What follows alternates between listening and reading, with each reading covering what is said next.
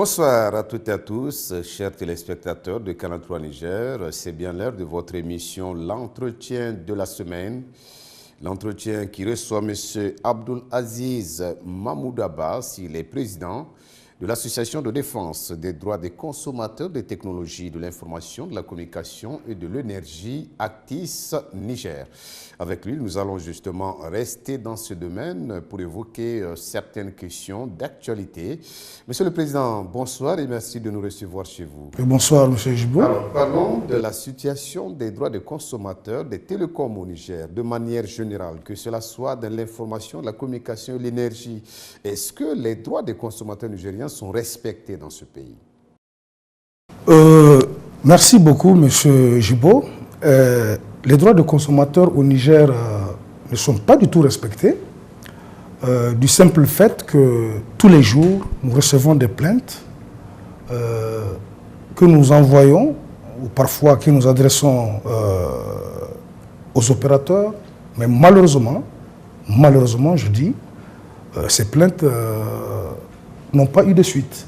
Ou parfois les consommateurs eux-mêmes se présentent au niveau de ces mêmes opérateurs et au bout d'une semaine, de deux, voire un mois ou plus, les problèmes ne sont pas réglés.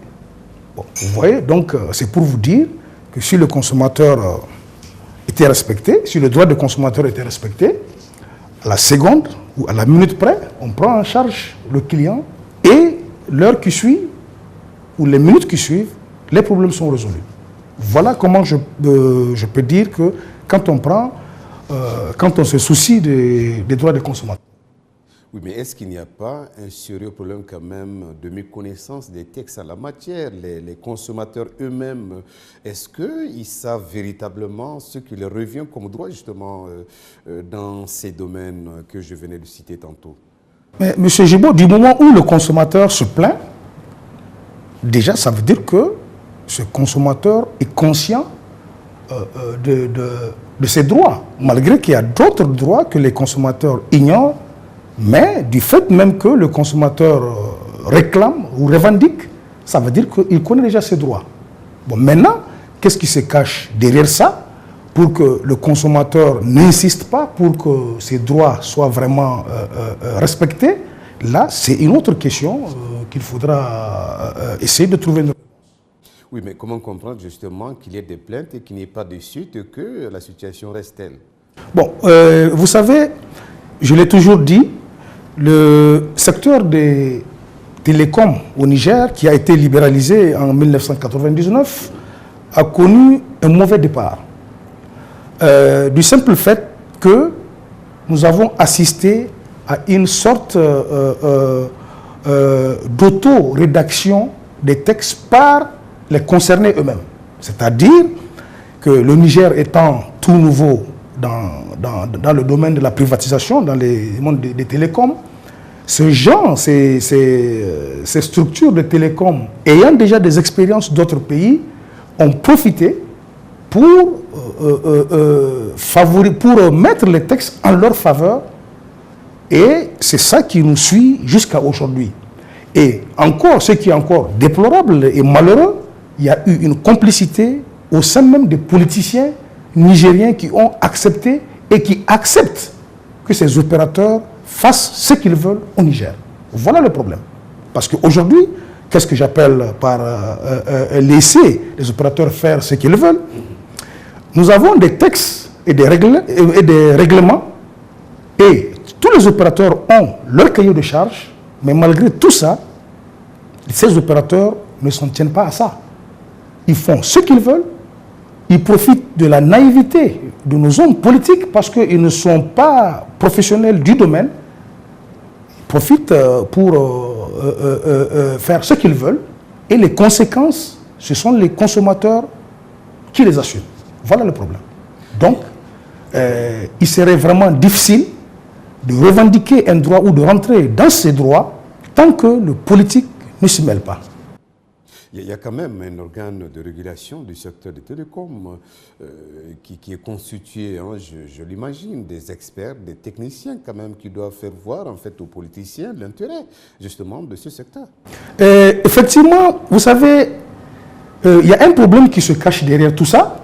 Vous savez, le ministère, c'est l'organe de définition de la politique sectorielle. Alors que l'ARTP, qui est le régulateur, est le gendarme qui doit faire appliquer les textes et règlements. Normalement. Effectivement. Mais écoutez, je vous donne un exemple. L'ARTP fait tout pour remettre ses opérateurs au pas. Mais, quelque part, nous avons des politiciens qui disent à ces opérateurs, non, ne soyez pas au pas. Pour simple exemple que je peux vous donner, effectivement, je vous donne des exemples, parce que nous avons des exemples qui prouvent que l'ARTP fait bien son travail, mais quelque part, il y a des mains invisibles qui empêchent au régulateur de faire bien son travail. Quand aujourd'hui, l'ARTP sanctionne, après effectivement des mises en demeure, quand l'ARTP sanctionne, maintenant, l'ARTP a fait son travail. Maintenant, il y a l'organe de recouvrement, qui est le ministère des Finances, qui doit recouvrer l'argent imposé par l'ARTP auprès d'un opérateur. Mais écoutez, si l'ARTP sanctionne un opérateur, propose par exemple 5 milliards de sanctions, de frais, par exemple, de sanctions, et que de ce côté, l'opérateur sait qu'il est soutenu par un politicien, et il sait que s'il se plaint auprès du politicien, le politicien peut ramener ça à 2 milliards, et ces 2 milliards ne seront jamais reversés encore dans les caisses de l'État. Mais vous voyez, moi je me dis que c'est parce qu'aujourd'hui, l'ARTP n'a pas le pouvoir de recouvrement que tout ça se passe. Si aujourd'hui l'ARTP a le pouvoir de sanction et de recouvrement, je me dis que ces opérateurs allaient rester au pas. Et nous prenons l'exemple dans d'autres pays, au Nigeria voisin, en Côte d'Ivoire, au Togo, nous avons vu quand le politicien a décidé de mettre au pas les opérateurs, nous avons vu ce qui s'est passé. Et ça a renfloué les caisses de l'État. Mais quand au Niger, des politiciens décident de revoir la taxe d'un opérateur, là je me dis que c'est très grave. Parce que ces opérateurs font ce qu'ils veulent. Ces opérateurs ne sont pas des enfants de cœur, je le dis parce que c'est des commerçants. Eux, leur souhait, c'est d'engranger des bénéfices. Alors, pourquoi l'État ferait des cadeaux à ces opérateurs? Voilà. Monsieur le Président, parlons justement de la promotion, n'est-ce pas, et de l'impact des TIC dans le développement de notre pays. Est-ce que vous pensez que les TIC sont exploitées au Niger de telle manière qu'elles puissent quand même engranger, participer en fait au budget national? Monsieur Jibo, cette question me vient vraiment à un moment bien donné. C'est vraiment opportun. C'est déplorable qu'au Niger, que les ressources issues du domaine des télécoms ou des TIC ne soient pas bien exploitées au Niger. Les TIC ne se résument pas uniquement aux mails ou à WhatsApp ou à Facebook ou à téléphoner. Non. C'est comme aujourd'hui l'exploration et l'exploitation du pétrole ou de l'uranium ou de l'or ou du fer, etc. etc. Aujourd'hui, quelle qu'en soit votre réserve, dans ces matières-là, si vous ne l'exploitez pas bien, il est évident que ça ne marche pas. Aujourd'hui, la réserve que nous avons dans le domaine des TIC est plus importante que l'ensemble des réserves en uranium, en or et en pétrole. Ah oui? Effectivement, monsieur Jibo. Qu'est-ce que vous voulez dire exactement là? Parce qu'aujourd'hui, quand vous évaluez le chiffre d'affaires des opérateurs et le chiffre d'affaires que réalise le domaine des TIC, vous conviendrez avec moi que le pétrole, l'uranium et l'or réunis ne peuvent pas faire ça. Tout simplement parce qu'aujourd'hui, prenez seulement le domaine des télécoms. Uniquement le domaine des télécoms. La preuve, l'homme le plus riche au monde est issu du monde des télécoms. Bill Gates? C'est pas Bill Gates. Ah. C'est le Brésilien Carlos. Vous voyez? Donc aujourd'hui, le domaine des TIC est un monde virtuel qui ne nécessite pas beaucoup d'investissement, mais qui engrange beaucoup de bénéfices. Prenons uniquement aujourd'hui dans le domaine agricole, et je félicite au passage notre compatriote nigérien qui a su développer à un forum où nous avons organisé, excusez-moi, emploi jeune et vert, où nous avons organisé ici au Niger en collaboration avec la primature, où ce Nigérien a démontré qu'avec les outils TIC, on pouvait téléguider, télécommander un jardin qui se trouve à 700 km. On n'a pas besoin d'être sur place pour mesurer l'humidité, la fraîcheur, le vent, et déclencher le système d'arrosage à partir de son téléphone. À partir de ce soir. Voilà. Étant à Niamey, on peut tout faire. Bon, imaginez, ça c'est vraiment une technologie qu'on devrait supporter, qu'on devrait encourager. Prenons encore d'autres domaines. Quand aujourd'hui nous prenons les foyers, il y a 20 ans de cela, la télévision n'était qu'à la portée de la grande bourgeoisie, et surtout la télévision en couleur. Mais aujourd'hui, dites-moi dans quel foyer vous n'avez pas de poste téléviseur. Ça c'est un. Dites-moi, excusez-moi du terme, aujourd'hui, le plus petit des cireurs qui cire à 25 francs ou à 50 francs la paire de chaussures dispose d'un téléphone portable. Et d'autres négligent même la ration quotidienne ou journalière, si je peux le dire, au bénéfice de leur téléphone. Donc, imaginez un secteur où l'on peut sacrifier son régime alimentaire à son détriment. Aujourd'hui, M. Jibo, même si vous avez une moto ou une voiture, vous n'allez pas sacrifier votre quotidien, votre ration quotidienne pour mettre du carburant. Ça c'est clair, il est bien évident. Vous n'allez pas sacrifier votre ration journalière pour acheter de l'or. Mais vous pouvez sacrifier votre ration journalière au profit d'un crédit de communication. Donc, imaginez ce secteur. S'il n'est pas rentable ou s'il n'est pas bénéfique, est-ce que les gens allaient se délaisser au profit de ce domaine-là? Donc, vous conviendrez avec moi que ce domaine est mal exploité. C'est-à-dire qu'il y a plusieurs choses à faire. Plusieurs choses à faire qui peuvent rentabiliser. Moi, je me dis que si aujourd'hui le Niger décide de donner de l'importance au TIC, je ne dis pas que ça peut représenter le budget, mais quand même, je sais que le tiers du budget sortira quand même du domaine des TIC. Parce que c'est un domaine qui est rentable. Parlons justement de la promotion et de l'exploitation de ce domaine-là. Nous venons d'assister à la nomination, n'est-ce pas, d'un expert en télécom à la tête du Haut Commissariat des TIC.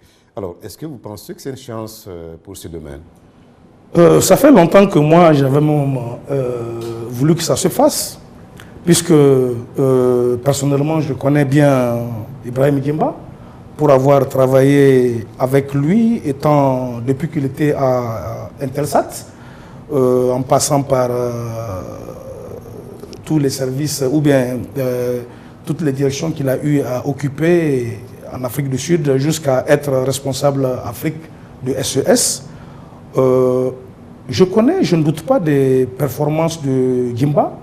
Gimba est un homme moderne qui sait utiliser l'outil moderne pour prospérer et avoir un résultat, d'autant plus que c'est grâce à ces résultats qu'il a été débauché et amené dans une autre structure, et excusez-moi, ce n'est pas de la publicité, pas n'importe laquelle, qui est premier opérateur satellitaire du monde.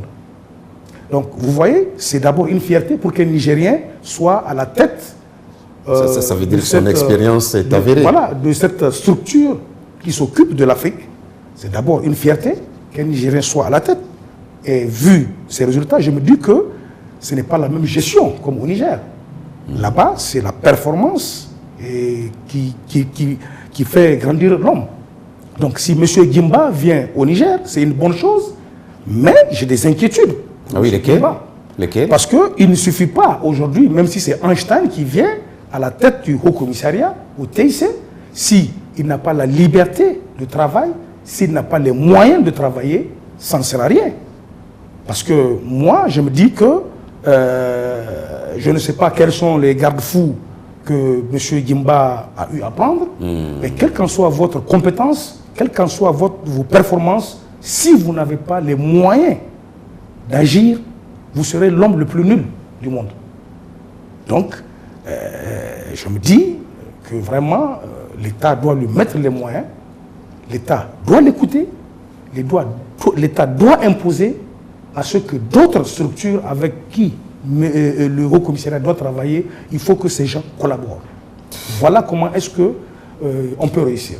Monsieur le Président, passons justement à un dossier très important pour notre pays, le Niger, la transition numérique. On en parle depuis 2-3 ans. La date butoir était 2015 passée. Où nous en sommes aujourd'hui? Bon, je dirais que concernant la TNT, c'est vraiment presque le statu quo jusqu'à l'heure actuelle. Je parle en tant que... Pas d'évolution? Non, vous savez, j'ai 2 casquettes.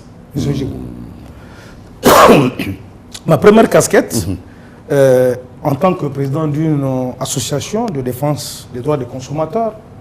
Et la deuxième, c'est étant membre du comité technique de la TNT. Ah oui. Et là, je vous parle en tant que président d'une association où je vous dis que c'est le statu quo. Mais quand je prends de l'autre côté, je vous dis qu'il y a de l'avancée, mais malgré certains blocages de certains hommes politiques. Encore? Oui, effectivement. Puisque nous avons effectué un travail au sein de notre comité technique. Nous sommes 6 experts. Nous avons travaillé sur le dossier de la TNT. Nous avons donné notre avis. Nous avons fait des propositions en tant qu'experts. Nous avons soumis pour l'approbation finale. Mais il s'est fait qu'il y a des hommes politiques, pour des raisons inconnues, n'ont pas fait avancer ce dossier. Donc, c'est pour ça que je dis, en tant qu'acteur de la société civile, je dis que c'est le statu quo. Voilà. On parlait à un moment donné quand même d'un certain détournement des finances qui doivent quand même contribuer à la mise en place de cette politique, celle de la transition numérique. Je ne sais pas si vous avez eu vent quand même de ces rumeurs qui en parlent, je ne sais pas. Bon, ce n'est pas des rumeurs, c'est des fonds alloués à la TNT qui ont été utilisés à d'autres fins. Pour des raisons personnelles, nous n'avons pas voulu polémiquer ou tirailler, d'autant plus que le mal est déjà fait. Même si nous disons quelque chose, ça ne pourrait servir à rien. Mais je pense que ça a été une leçon et qu'aujourd'hui, l'État ne va plus utiliser ces fonds à d'autres services ou c'est-à-dire qui ne sont pas dédiés à la TNT. Oui, mais est-ce que ce ne serait pas là une raison qui fait qu'il n'y a pas d'évolution dans ce domaine-ci? Non, ça n'a rien à voir avec le blocage. Actuellement, c'est une loi d'ailleurs qui a été votée en ce sens pour la mise à la disposition des fonds, du fonds d'accès universel pour la TNT chaque année. L'État, le gouvernement doit prendre un décret pour mettre ces fonds à la disposition du comité interministériel pour le numérique au Niger. Donc, je me dis que ces fonds sont là. Normalement, ces fonds sont là. Ces fonds ne doivent pas être touchés, sauf si nous voulons commettre encore la même erreur qu'on a faite pour utiliser les fonds là dans d'autres... pour même la crédibilité du Niger. Parce qu'aujourd'hui, vous n'êtes pas sans savoir que l'adjudicateur est un Belge. Donc pour la crédibilité même du gouvernement, ils n'ont pas intérêt à toucher à l'argent. Parce que ça s'est produit, ça s'est passé une première fois. Et je me dis que ça ne se reproduira plus. Puisqu'il y a eu des conséquences, qui ont fait que la TNT a beaucoup traîné. Donc je me dis que cette fois-ci, ça ne va plus se reproduire. Donc voilà, je me dis que le gouvernement a tiré des conséquences sur l'utilisation des premiers fonds et que maintenant, ils n'oseront pas le toucher. Il faut bien que ça avance parce que le Niger n'est pas le seul pays quand même à s'engager dans cette restructuration. C'est avec les autres pays de l'espace Yumowa. Qu'en est-il de ce côté et qu'est-ce qu'il faut faire exactement pour que ça puisse avancer là? Non, le Niger est très bien avancé par rapport à d'autres pays. Par rapport à d'autres pays, le Niger est très bien avancé, mais par rapport à l'avancée même de la TNT, le Niger est en retard. Mais par rapport à d'autres pays, le Niger est très avancé. Parce que moi, dans mes visites privées, j'ai eu à visiter, parce que vous savez, je suis très curieux. Quand vous me dites une chose, je cherche à la confirmer. J'ai eu des échos que du matériel est arrivé. Je n'ai pas été convaincu. J'ai demandé à voir de visu le matériel. Pas le matériel qui a été livré au PK5, mais j'ai vu le matériel, document à l'appui. J'ai vu que il y a du matériel arrivé, mais il y a quelques décisions politiques qui bloquent ça. Et là, qu'est-ce qu'il faut faire? Ben là, il faut peut-être un que les politiciens comprennent. Il faut que les politiciens comprennent que c'est dans l'intérêt du Niger. Dans l'intérêt du Niger, sinon, bon, voilà. Je n'aimerais pas aller en profondeur dans le dossier parce que c'est comme si je veux faire de la publicité à une structure ou pas, mais je vous dis que de visu, j'ai vu le matériel de mes propres yeux, mais le matériel n'est pas d'abord livré au comité interministériel. Voilà, ça en tout cas, j'ai été curieux. J'étais curieux et j'ai vu le matériel, mais bon, on attend, c'est politique. Monsieur le Président, votre mot de la fin. Bon, mon mot de la fin, il restera toujours le même. C'est qu'il risquerait d'avoir des fuites de cerveau au Niger si les compétences ne sont pas réclamées. Parce qu'au Niger,